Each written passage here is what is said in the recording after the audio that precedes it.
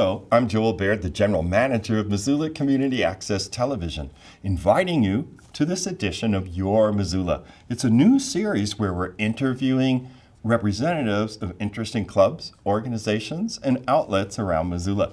In the studio with me today is Erika Frederickson, who's the co-publisher of the Pulp. Welcome, Erika. Thanks for taking the time to come and talk about the Pulp. Thanks for having me. You're most welcome. So we kind of sketched out a little bit where our conversation would take us, and I thought the first approved question would be, what was your inspiration for starting this local news outlet? Yeah, so I'll tell you, we're a nonprofit, independent news organization. Yeah. And we started in, September 2023. So it's been 2 years now. 2 years, 2 months, happy birthday. Yeah, thank you. And we started because from 2008 to 2018, I worked at the Missoula Independent, which was our local alt-weekly newspaper, as you know.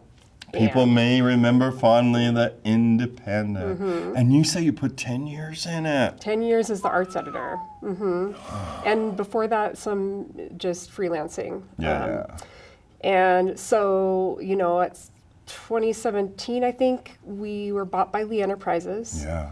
And then, at some point we unionized. And then not too long after that, we were shut down very dramatically. Yeah, boom, like guillotine drama. Exactly. And what kind of came out of that was, it happened quickly. Sometimes newspapers get whittled down over a number of years and the community sort of stops caring about them because of that. But we kind of luckily, in a way, even though it was not so great in the moment, sort of got to have this audience that's still waiting for something. An audience in shock. Of like mid-sentence, and they're like, exactly. What did you say? Yeah. And kind of realizing, me and a couple other people working there just thinking, how do we start something new? But also realizing that the old model was getting antiquated, and that it was antiquated, and we need to come up with something else. And so we just spent a lot of time between 2018. I worked on it with a few people talking about it. People came and went, and I kind of kept spending time on it. Pandemic, all of that happened, but through that time, I just talked to a lot of people in town to sort of just get a sense of what people wanted and who would support it, and kind of just thinking about what that model looks like. And for a while, it did seem like it would just be a for-profit, and we were coming up with all these different ideas. And eventually, at some point, started realizing that there was kind of this ecosystem developing nationally, and everywhere, of kind of these new startups thinking really creatively about how to bring back news, digital news mostly, but that there was more and more money from foundations that wanted to fund it. And so think of like the Knight and the Knight Foundation. MacArthur and all those. And so that kind of is what, so Matt Frank, who founded it with me and had worked at the Independent as well, eventually came on and said, let's do it. And it was when he said that he and I got it started. We got a grant, launched it, and launched it as a nonprofit, knowing that we could get grant funding, but also, utilize some other revenue funding for it. So it's kind of like you guys were like trying to find a model. Like here was the Independent, started by the Erics. Lord knows when, I don't know, was it the late 80s or something? Yeah. And then people were very excited that it wasn't just a one newspaper town, smaller towns, like, well, there's the news and it comes from this single source and everything else is just called gossip, Yeah, exactly. And so the Indie had a place, I think, in people's hearts. It had the Independent byline, and it brought stories that you wouldn't necessarily see in the mainstream paper together. But it was, I think, the Erics wanted like a business model of some sort, but it wasn't like a nonprofit. But a lot of philanthropic organizations and think tanks of sorts. It's like media consolidation in America is a real problem. And I think anyone watching knows that, right? That there's like a handful of enormous corporations that are controlling all the information that we, the masses, consume, and so on. So that was one motivation for making the Pulp, the Pulp.org nonprofit to get the launch. And Scott, let's show the people at home what we're talking about. Now, Erika, you can't really see it, but on that teeny screen, all right, make it a little bigger. Oops, there goes the spray bottle. And I thought this was very clever. I love this picture you have on the front, which says like coffee tariffs. Like, what has it got? Like Trump, what does it say, Scott? Sticker shock. Sticker shock. I thought that was really smart and clever. So the people at home, they can see this is the Pulp online. You want to describe it a little bit for folks watching? Yeah, so online we have stories. We try to have, a couple stories. We're shooting for, 3 to come out a week. We don't always hit that. There's just 2 of us running it still. Yeah. With, pool of freelancers. And we're still really building it. But yeah, it's the coverage is, a lot of, it's not breaking news. It's like kind of more of the what the Independent did in a lot of ways, which was sort of to try to find human-centered stories that are kind of the weird angle or the fun angle, and find ways to tell stories that people do need to hear about city government or something, and find a good, interesting way to do that, and then also tell these weird stories that come up. Like we had one about just recently about dating apps and men holding fish. And that, and then we've had Is other there a ones. connection? I mean, it's You'll one of have to those- read it to you'll have find read it. out, right? But sometimes there's these stories that come up, and a lot of people are, it's like a thing that everybody's like, oh yeah, we all understand what this is about, and it's like a fun, entertaining story. I mean, we've had one of our first ones was about a guy who would collect dog poop in bags off of the hiking trails and then leave them at the bottom for everybody to see as a scolding, and then leave a note. I And remember that. Yeah, and then it was kind of about, it was a fun one because it was about dog poop, but it was actually really about how we engage with each other. Yeah. Like in a civic discourse way. Right. And just like, sort of, how do you police the trails, and who's right and who's wrong, and maybe there's a gray area. So it was a long story about that, and it was really fun.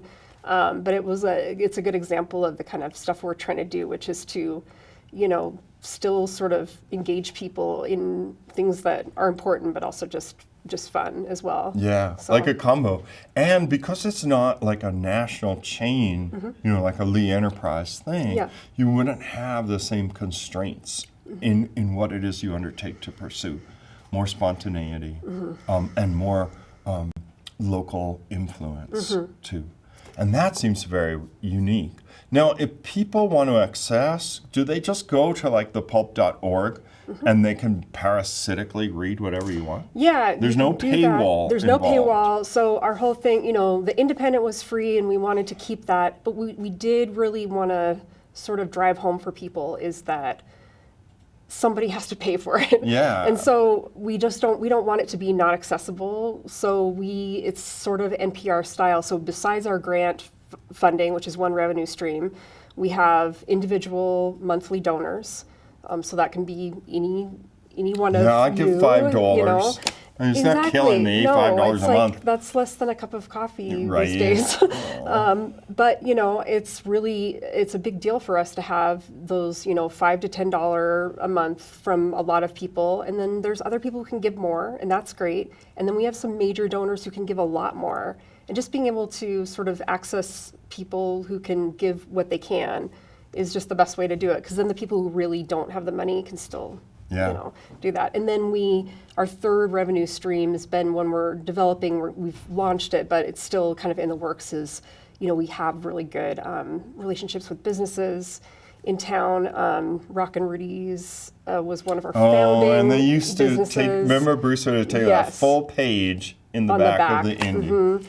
And so some great founding businesses, Betty's Divine and Clyde Coffee, and Bathing Beauties all helped found us. Hip strip folks. And then we've been talking with so many other businesses, and so they also will pay on a monthly basis. They get a sponsorship space. So even though we're a nonprofit, we can have these sponsorship spots, and it's another way for us to make money that way, and then also sort of just be able to have this connection. So folks that are watching, that may have a business of in Missoula, they should definitely go and check out the opportunities. Is that listed on the website? It is, yeah. And there's and you can also, there's emails to just reach out to that way too. But and you guys could talk about like exactly. the arrangement and so on. Yeah. Well, that seems pretty cool. I'm going to consult like what else we talked about. Oh, I think we kind of covered the uniqueness in a sense. We're talking it's hyper local, it's really agile, and because your overhead is so low, you could take risks. You could do a story that, oh wow, maybe this is going to piss people off. Well, let's do it, because it's important or something like that. So that may be the uniqueness of the Pulp, and you were interested in the world of print. So even though, like, I guess the digital age, people love it, I guess, because it has a low overhead. You don't have like all this printing stuff.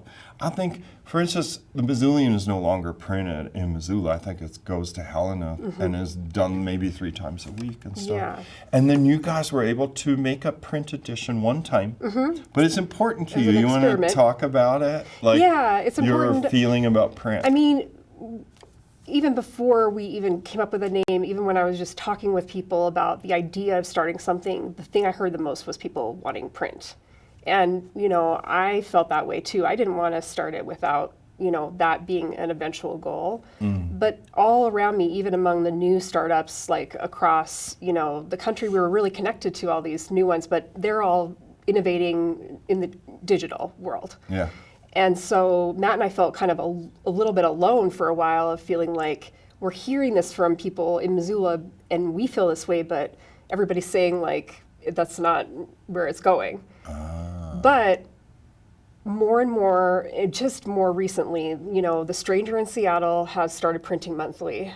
The Portland Mercury went back to printing. Both of those went back since COVID. Interesting. And there's like a little bit more of that happening. And I'm hearing, people still are like, well, it's, older people that want that. That's Not what I true. would assume. That's what I assume. Before we started recording, right? I was saying, I'm working on this, involved document, and it has lots of other like sources, and so I always want to print it. I feel guilty, like this is the 6th time I've printed, but I gotta see it. Like if I don't see it in this way. I'll tell you why I think it is for everybody. And I did an experiment in between. Before I started the Pulp, I put out this zine, The Garden City Beast, that was just sort of fun. Yeah.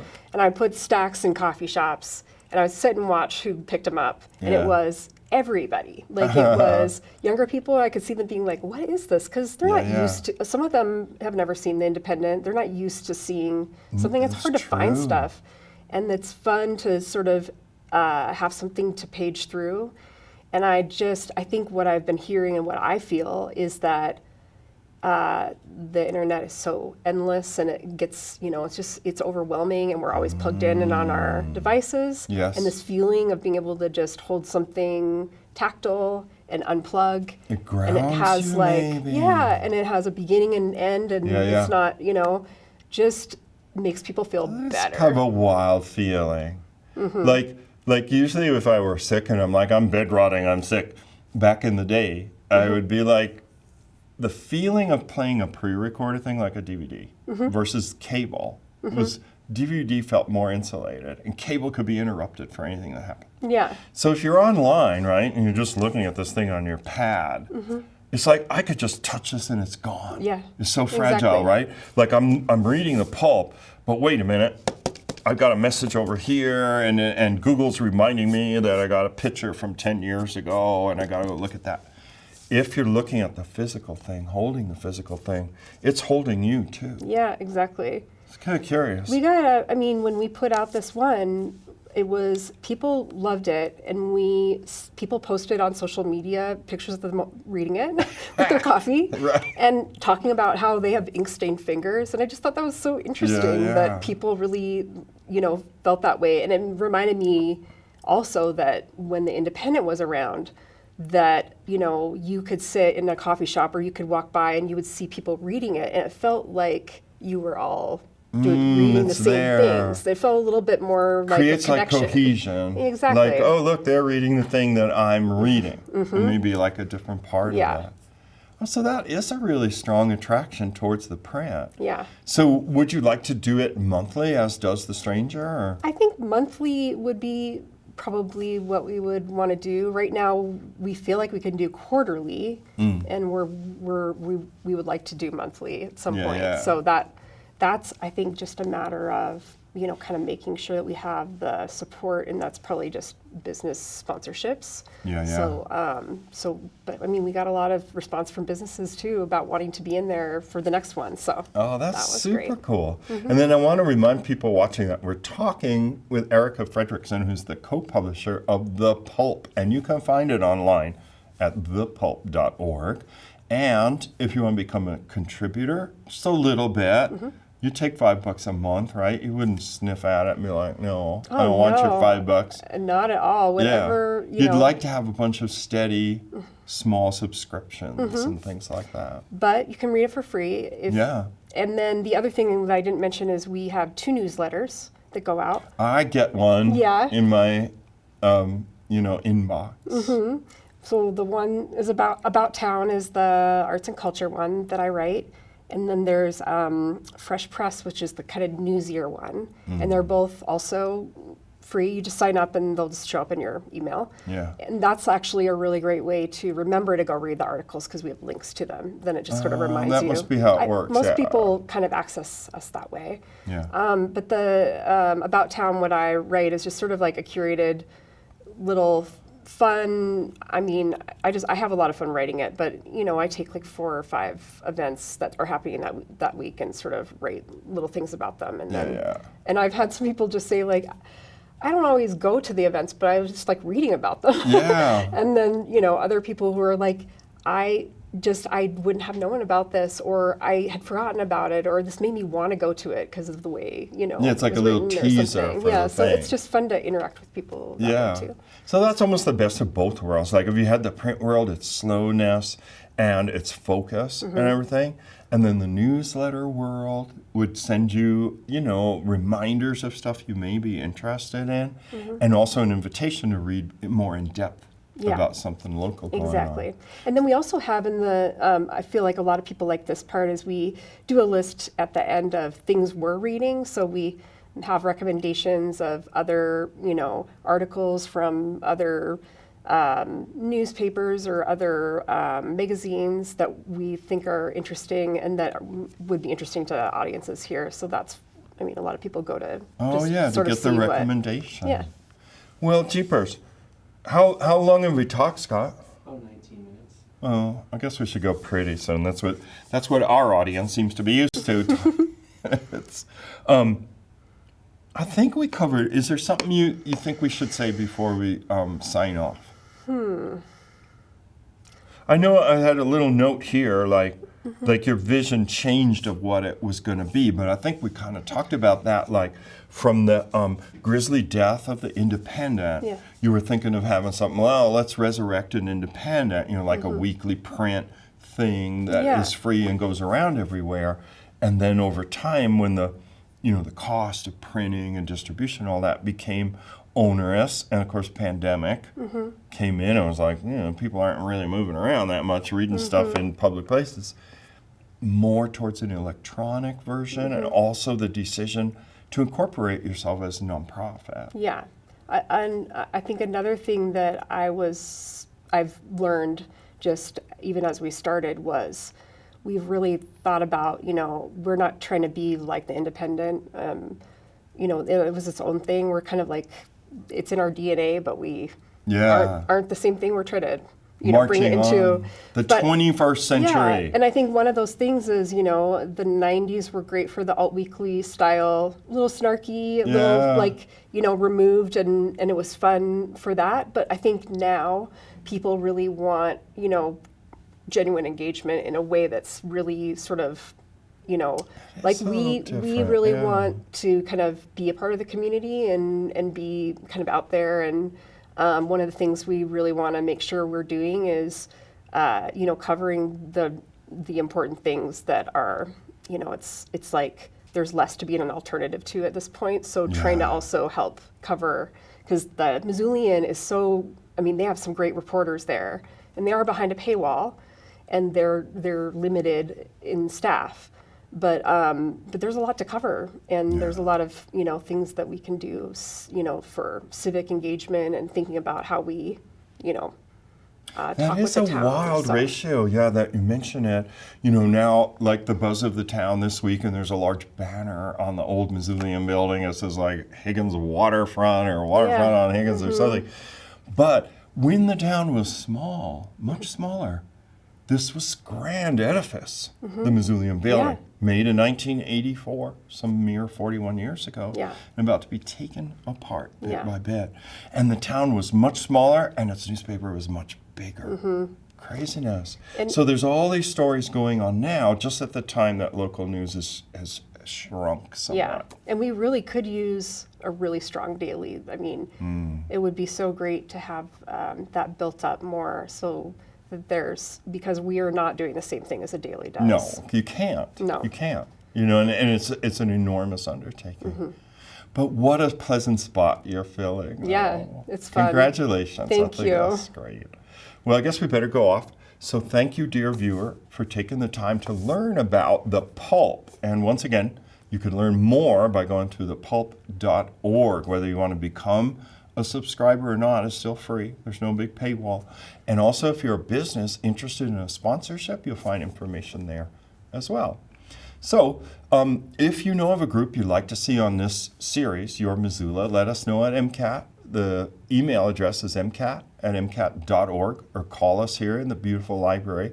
That is 406-542-6228. For MCAT, I'm Joel Baird. Thanks for watching.